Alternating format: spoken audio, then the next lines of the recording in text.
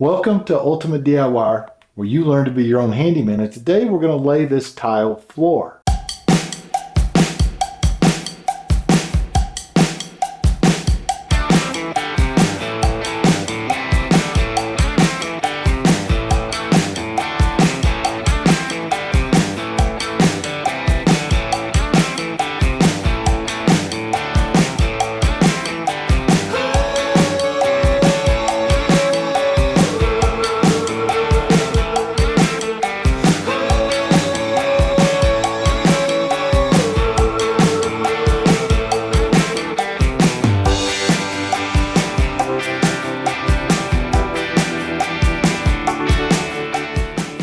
So if you've been following along, we've already laid the river rock base in the shower. We put the weedy board all the way around the shower. And I have installed the DITRA mat, which is the orange mat up in the front. Now what I have done is I have already taken my tile and laid it out and kind of figured out the way I'm going to set up this shower. So if you've never laid down tile before, I'd like to kind of go over some of the basics really briefly, but there's some important things that you need to know if you're laying tile. One of the first things is you generally are going to find the center of your room. My center is right here where this little mark is. And I have a laser. I can lay my laser out and that'll be my center. And I can work off that laser and I can take my tile and go to the right and go to the left. But the other thing you want to keep in mind is your small pieces, slivers I call them. If I do this, I'm basically cutting my tile in half and I will have a sliver of tile on the one side and I'll have another sliver on this side here. I don't want that. I would rather have full tiles. This is a small room. There's no need to do that. So what I've done is I went ahead, I found my center. I decided not to use that as my guiding line. I started on the right and worked my way over and found that it will basically take an entire piece all the way across. So I have a full piece, full, and full, all the way across. So I don't have to make any long cuts, which is great. I don't have any slivers. The only drawback I have to that is this room is not totally perpendicular. This house was built in like 1955, somewhere in that area. And they didn't use a lot of laser levels and things like that. And they were not always 100% level, plus the houses move over time. So you're gonna have that problem though. So I do have a small gap where it starts here tight and it works its way out and kind of grows as it gets to the far side over here. But the trim itself should cover it. And if it doesn't, it will be very little on that back side. But I would much more want that sliver on that side than I do on the very visible side that will have nothing on this wall when you walk into it. Now, the third part of the element of figuring this layout is figuring out my cuts. Because you're going to have a full one, you want to cut, a full one, a cut, a full one, a cut. How I figured that out is I had to lay my tiles up all the way to the door. I don't want, in other words, a small piece at the door. So I had to keep playing with that number, working back and forth until I came up with this piece, which is 15 inches. At 15 inches, I end up with a nice sized piece at the door, but it's right at your threshold and you're going to have a little sliver. You don't want that sliver. So work with that number so that you get a good solid piece at the doorway as well. Outside of that, the other thing was just cutting around my toilet flange area right here so that I can anchor that into the ground once everything is set and level. So I have those ready. I had a couple of cuts around that end down there. I only have a few cuts. These are going to be 15s. They're all the same, so I don't have to really mark those. But when it gets over here, I've got 1, 2, basically 3 cuts. So I will take a piece of blue painter's tape and mark 1, a 2, and a 3. I'll go down to my vanity cut area down there and there's 2 more cuts there. So I'm gonna have 4 and 5. So I only have to mark 5 tiles. The rest of these are all full, or it'll be my 15s, which is only a few of those. Very easy. We'll pull everything back up. I will clean the DITRA mat real good, make sure I don't have any chunks of anything left. And then we'll mix our mortar and we'll start laying these. Now I am using the wedge system. The one thing I'm gonna tell you about the wedge system, these are long, slender tiles. The wedge systems usually work a little better with bigger square tiles. They'll still work on these, but you have to use enough of the wedges. You're gonna use 2, maybe even 3 per side, and I use 1 in the center. If you use the one in the center though, be sure that your wedges for the sides are not right up on it, because when you do that, you will have a big wedge block going here. You'll have one here, here, here, here. They're all gonna hit each other and you're gonna have a problem. Be sure you move these back like that. And then that way it'll give you enough room to get this in where these are not hitting. Now, when it comes to the other sides, generally you'll have enough room here, but you can take one this way and one this way. That way they don't hit each other. But these, with the one here in the center, will definitely hit. Now, some people don't use the center wedge. They'll just use this as a spacer. You can do that if you like. I still like to put a little wedge in it. So we're gonna go and get everything cleaned up, mix up the mortar, and then I'll bring the camera in and let you kind of see what it looks like as I start laying everything. So let's get to it.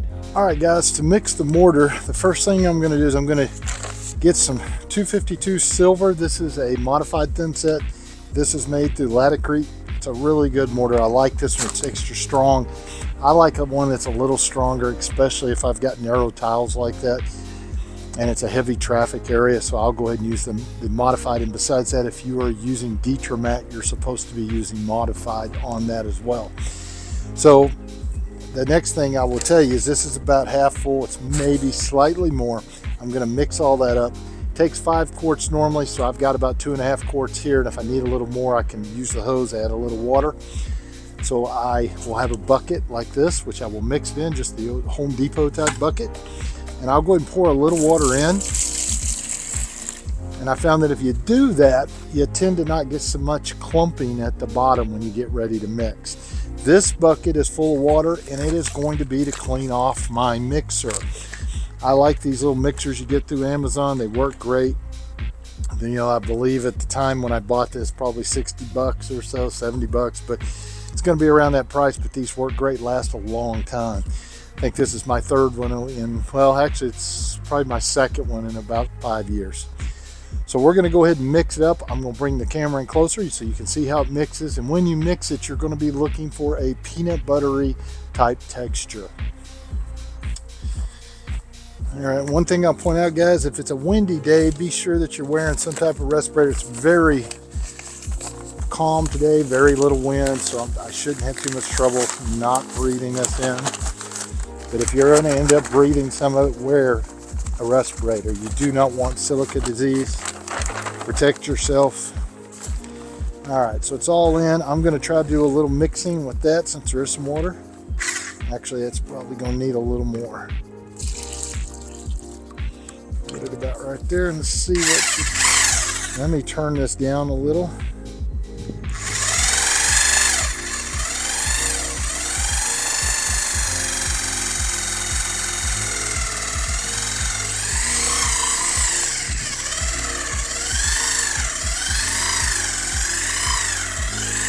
You can see the dust coming out and it's blowing away. It's not coming up where I'm at.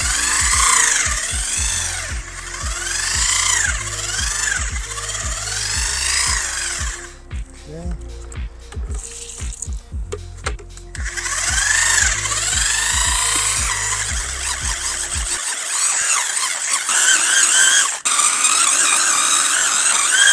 I have my cut pieces already here, real close by. Everything's ready to go.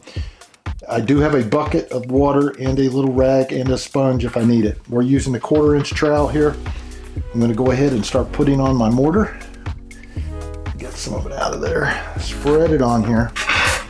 And what I'm going to do is I use the flat side first to kind of burn it in a little bit. And in this case, we just want to fill all those squares.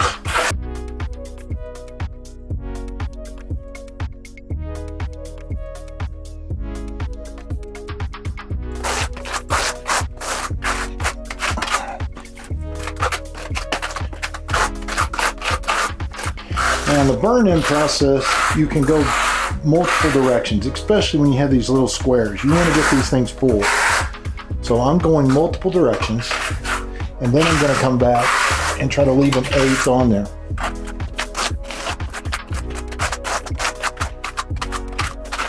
All right. So my line for my first one is right here. So that's what we're going to try to go just past that a little. I don't want to have a void right at the end, so you'll go past it. Right up in there looks good.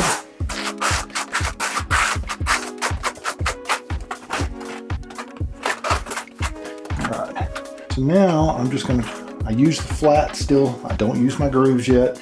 I'm just trying to kind of even it out and see if I have any low spots.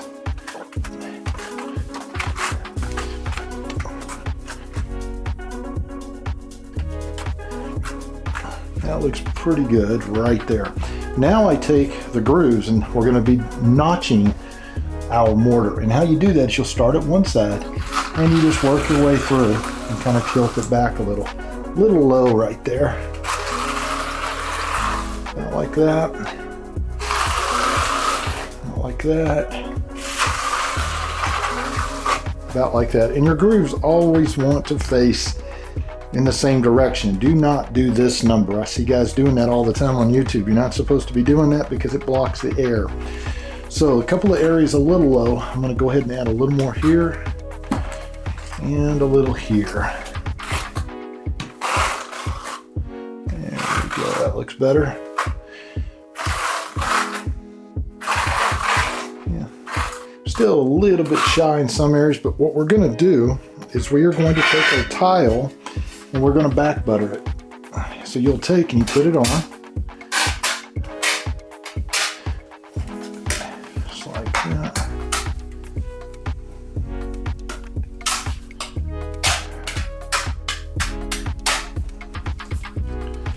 And we work it in.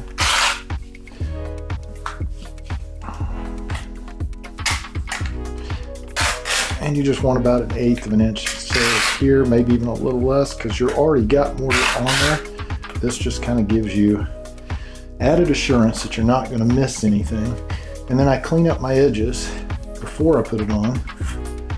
Makes it a lot nicer. Now this one, I know I'm going directly up against, like so. And I want it to line up right there. Just like that. And then once I get it where I want it, this is where I'm going to start using my spacers. So we're going to put one here and here, and you're going to have one that the next one's 15 inches, so I'm probably going to put another one in here. So I'm going to come back just a little. And actually this would be a good spot to see if we have enough mortar down, because it feels kind of light on some. Let's see if it actually works. So what you do here is you would take a screwdriver or something and pry it back and see how hard it is to get off. That one looked pretty good, but it looks like it was not hitting right there. This all hit, that hit. So what we are going to do is add just slightly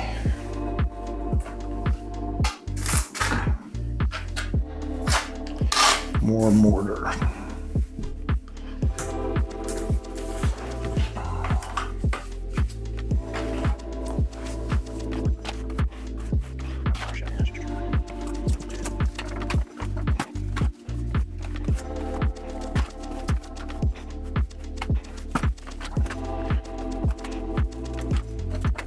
Alright, so we get that about what we want. Let's try that now. Much better.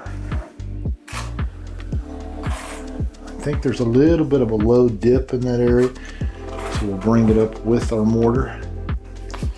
So let's try that again.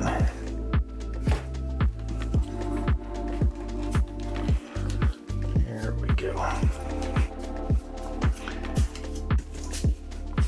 Now the reason I have the rag is so that I can clean some of this mess up off of it. Makes it easier later if you do not have so much of this. So now we've got that. Now we're going to try here again and here and back here, just like that. Get those pretty much where we want them. Now I'm going to take the next one here, kind of get an idea. It's going to be right in there, so I'm going to want one right in here. So we're going to go here.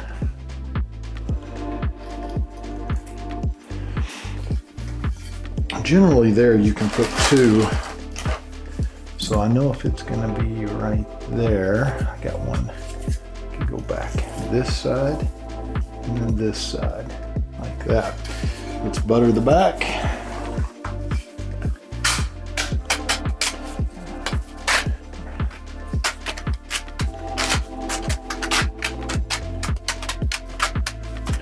get it, clean off your edges. And let's see how this one's going to look. And I'm going to line that up to where those are perfectly in line. There. And there. Sometimes if you wiggle them back and forth a little, guys, it actually helps that set too.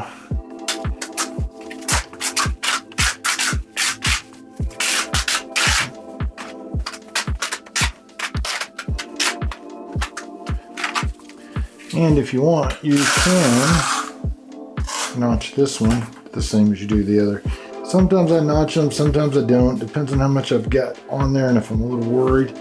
Notching it though does build it up a little more so that it sticks out and will grab a little bit better.